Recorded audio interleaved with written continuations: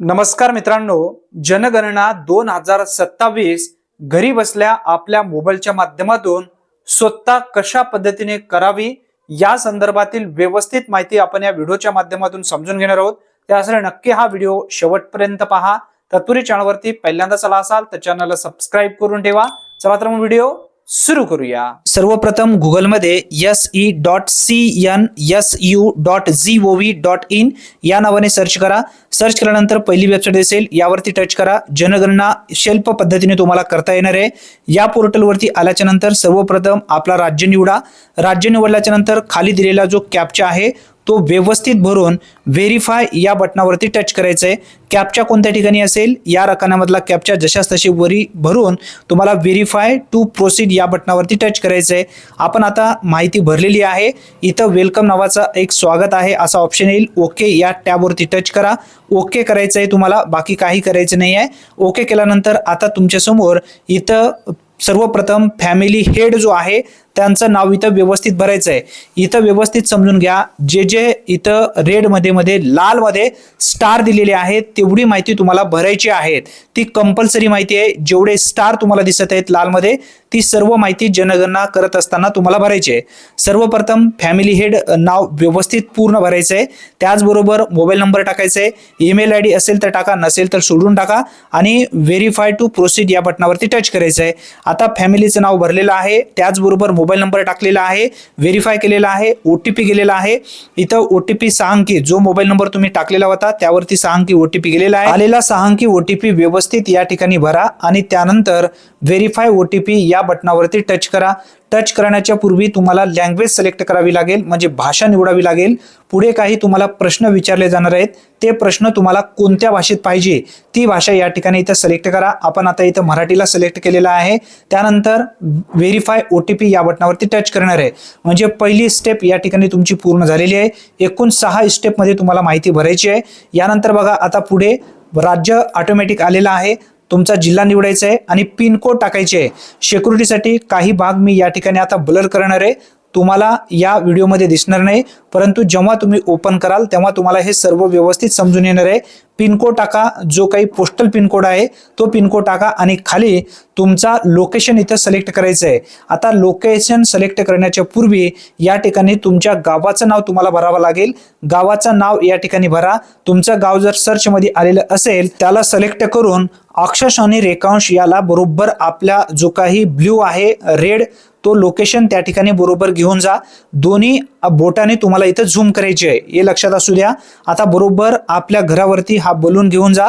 Balloon घेऊन गेल्यानंतर या ठिकाणी तुमच्या समोर एक दुसरा ऑप्शन या ठिकाणी येईल, तो म्हणजे स्थानाची पुष्टी करा असं नाव आहे, त्यावरती इथं टच करायचंय। व्यवस्थित आपल्या घराच्या समोर हा बलून घेऊन जायचंय। बलून घेऊन गेल्यानंतर या ठिकाणी स्थानिक पुष्टी करा नावाचा जो ऑप्शन आहे खाली त्यावरती टच करा। टच केल्याच्या नंतर आता तुम्हाला इथं सबमिट करायचं आहे, म्हणजे जतन करा आणि पुढे जा, होय या ठिकाणी करा। होय केल्याच्या नंतर 2 स्टेप तुमचे संपलेले आहेत। आता तुमच्या समोर तिसरी स्टेप आलेली आहे। यामध्ये तुम्हाला काही प्रश्न विचारलेले आहेत, ते प्रश्न व्यवस्थित अचूक भरायचं आहे। व्यवस्थित समजून घ्या, पूर्ण डिटेल्स माहिती तुम्हाला मी देणार आहे, त्यासाठी नक्की हा व्हिडिओ शेवटपर्यंत पाहून घ्या। आता बघा, गणना घराची जमीन यासाठी मुख्य वापरलेले साहित्य तुम्हाला इथे निवडायचे आहेत, म्हणजे तुम्ही घरासाठी कोणते साहित्य वापरलेले आहे। माती, लाकूड, बांबू, पक्क्या विटा असेल, दगड असेल, सिमेंट असेल, याचबरोबर टाइल्स आहे, इतर आहे, जे असेल ते इथं पक्क निवडा, कारण इथं हे सर्व अचूक तुम्हाला भरायचे आहे। कारण ही व्हेरिफिकेशनसाठी गणना करणारे व्यक्ती तुमच्या घरी येणार आहेत, जनगणना करणारे ते व्यक्ती आल्याच्या नंतर हे सर्व माहिती व्यवस्थित भरावी लागते, त्यासाठी आत्ताच ही सर्व माहिती व्यवस्थित भरून घ्या। त्यानंतर बघा, गणना घराची भिंत कशाची आहे, तुमची घराची भिंत कशाने तुम्ही वापरलेली आहे। गवत आहे, वाळवलेले गवत आहे, बांबू आहे, प्लास्टिक आहे, माती, कच्च्या विटा आहेत, लाकूड आहे, दगड सिमेंट आहे, मातीने जोडलेले आहे, दगड सिमेंट मातीने जोडलेले आहे, पक्क्या विटा आहेत, कॉन्क्रीट आहेत, इतर आहे, जे आहे त्याला इथं सिलेक्ट करा। यानंतर आहे घराची छप्पर, ही तुमची कशाची आहे, कशाने तुम्ही वापरलेली आहे, ही घराची छप्पर तुम्हाला समजून घ्यायची आहे। यामध्ये हाताने बनवलेले कोल असेल, यंत्राने बनवलेले कोल असेल, पक्क्या विटा असेल, दगड असेल, स्लेट असेल, GI धातू, त्याचबरोबर आता या ठिकाणी GI धातू म्हणजे पत्रांची तुमची वरची पत्र टाकलेली आहेत तुमच्या घरावरती, तर त्याला इथे सिलेक्ट करायचं आहे। किंवा कॉन्क्रीट असेल तर कॉन्क्रीट सिलेक्ट करा, इतर असेल तर इतरला सिलेक्ट करा। आता यानंतर बघा, गणना घराची स्थितीमध्ये तुमची घराची स्थिती कशी आहे बाबा, चांगली आहे, राहण्या योग्य आहे किंवा मोडकळीला आलेली आहे, जी असेल ती इथे सिलेक्ट करा. इथे राहण्याची योग्य आहे, राहण्यासाठी योग्य आहे असं आपण इथे सिलेक्ट केलेलं आहे. त्यानंतर बघा जतन करा आणि पुढे जा या टॅबवरती टच करायचं आहे. परत होय करा. जर काही चुकलं असेल तर मागे घ्या. यानंतर आता बघा कुटुंब प्रमुखाची संबंधित माहिती. आता यामध्ये तुम्हाला काय भरायचे, पुढची स्टेप या ठिकाणी आलेली आहे. या कुटुंबात सामान्यत निवास करणाऱ्या व्यक्तींची संख्या एकूण किती आहे याची संख्या इथे टाकायची आहे. याचबरोबर कुटुंब प्रमुखाचे नाव ऑटोमॅटिक पूर्वी आपण भरलेलं होतं ते आलेलं आहे. कुटुंब प्रमुखाचे नाव, निवडलेली भाषा. आता कुटुंब प्रमुखांना कोणती भाषा येते, निवडलेली जी भाषा आहे ती कोणती येते बाबा, जी भाषा तुम्हाला येते ती भाषा इथे या ठिकाणी सिलेक्ट करा. 2 भाषा येत असेल तर 2 भाषा तुम्ही यामध्ये सिलेक्ट करू शकता. आपण म्हणजे मातृभाषाला सिलेक्ट केलेलं आहे. यानंतर मराठीला जो आहे ती भाषा ती सिलेक्ट केलेली आहे.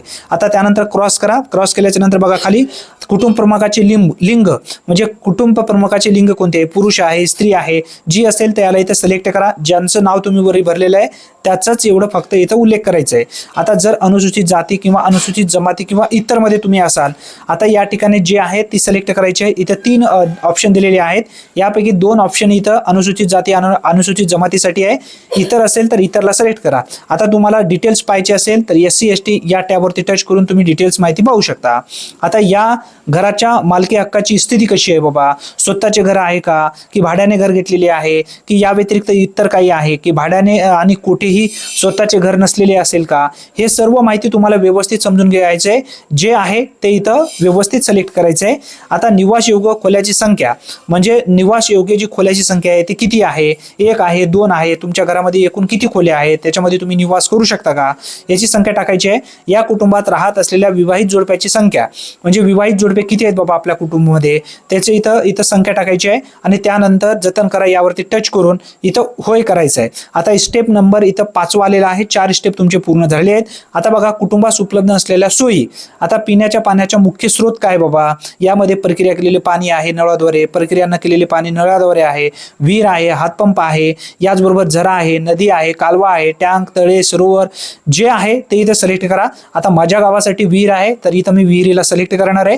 आता यानंतर बघा पिण्याच्या पाण्याचा उपलब्ध असलेला स्रोत काय आहे, परिसरात आहे, परिसराजवळ आहे की दूर आहे. म्हणजे तुम्ही जी वरती विहीर निवडलेली आहे तुमच्या परिसरात आहे का, परिसराजवळ आहे का की दूर आहे, दूर असेल तर दूरला सिलेक्ट करा.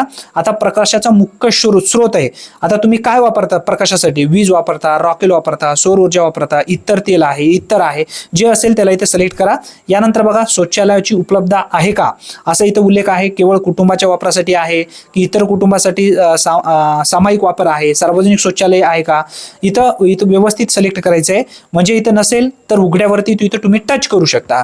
जर असेल केवळ कुटुंबाच्या वापरासाठी तर इथं कुटुंबाच्या वापरासाठी इथं योग्य जे आहे त्याला सिलेक्ट करा. आता शौचालयाचे प्रकार आहे. यामध्ये प्लेस फ्लोअर, प्लेस शौचालय जोडणी आहे, पाईपद्वारे मलिन सारण आहे, सेफ्टी टँक आहे, इतर व्यवस्था आहे का, त्याचबरोबर द्विखड्डा शौचालय आहे का, हे तुम्हाला व्यवस्थित इथं जे असेल ते इथं व्यवस्थित सिलेक्ट करायचे. लादीशिवाय आहे का, आता एकल खड्डा शौचालय आहे, यामध्ये लादीसह आहे की सुधारित खड्डा आहे की याचबरोबर लादीशिवाय उघडा खड्डा आहे, सेवा शौचालय. आता मानवाद्वारे मल वाहून नेणे, प्राण्याद्वारे मल वाहून नेणे, आता उघड्यात गटारात मातीन सारण आहे. आता सांडपाणी सोडण्यासाठी जोडलेली व्यवस्था आहे का तुमच्या म्हणजे घरासाठी, म्हणजे सांडपाणी जे काही आहे ती सांडपाणी कोणत्या ठिकाणी जाते, की बंद गटार आहे, उघडे गटार आहे, गटार नसल्यास इथं नाहीला टच करा. आता परिसरामध्ये स्नानघराची उपलब्धता आहे का, म्हणजे तुमच्या परिसरामध्ये स्नानघरे आहेत का, म्हणजे आपल्या घरात स्नानगृह आहे तर त्याला इथं तुम्ही स्नानगृहाला इथं टच करू शकता. आता छपराशिवाय बंदिस्त आहे का किंवा नसेल तर नाही करा. आता स्वयंपाकासाठी उपलब्ध आणि LPG गॅस वगैरे तुमचे आहे का जोडणी. आता स्वयंपाकामध्ये स्वयंपाक करत असल्यास या ठिकाणी LPG असेल तुमच्याकडे गॅस वगैरे असेल तर इथं जोडणी आहे, याला टच करा. आता घरामध्ये स्वयंपाक केला जातो परंतु स्वयंपाक घरात नाही, म्हणजे स्वयंपाक करा जातो परंतु यासाठी स्पेशल स्वयंपाकघर नाही तर नसेल तर इथं नाही करा, असेल तर होय करा. आता घराबाहेर खुल्या जागेत स्वयंपाक करत असल्यास असेल तर होय करा, नसेल तर नाही करा. आता घराबाहेर जे या ठिकाणी सांगण्यात आलेले आहे सर्वात शेवटी बघा स्वयंपाकासाठी वापरण्यात येणारे मुख्य इंधन काय आहे तुमच्याकडे, म्हणजे जळाऊ लाकूड आहे, पिकाचा उर्वरित भाग आहे, शेणाच्या गोवऱ्या आहेत, कोळसा आहे की याचबरोबर रॉकेल आहे, LPG आहे, जे असेल ते तुम्हाला इथं सिलेक्ट करायचं आहे. हे व्यवस्थित समजून घ्या. इथं थोडंसं इथं व्यवस्थित समजून घेणं गरजेचं आहे. गॅस वगैरे तुमच्या घरात असेल तर ते हे सर्व सिलेक्ट करत चला. नसेल तर नाही करा. उघड्यावरती तुम्ही स्वयंपाक करता का हेच सुद्धा उल्लेख करा. हे जर सर्व व्यवस्थित तुम्ही भरला तर पुढील स्टेप तुमच्या समोर येणार आहे. इथं मात्र व्यवस्थित काळजी देऊन सिलेक्ट करा. आता त्यानंतर आपण पुढे जी माहिती आहे ती माहिती आपण व्यवस्थित समजून घेणार आहोत. त्यासाठी नक्की हा व्हिडिओ शेवटपर्यंत पहा. इथं सिलेक्ट करत असताना अचूक माहिती भरणं गरजेचं आहे. ही एक महत्त्वपूर्ण माहिती असल्यामुळे जास्तीत जास्त मित्रांपर्यंत हा व्हिडिओ नक्की शेअर करा. चॅनलवरती जर तुम्ही पहिल्यांदाच आला असाल तर नक्की आपल्या पेजला चॅनलला नक्की सबस्क्राईब आणि फॉलो करून ठेवा.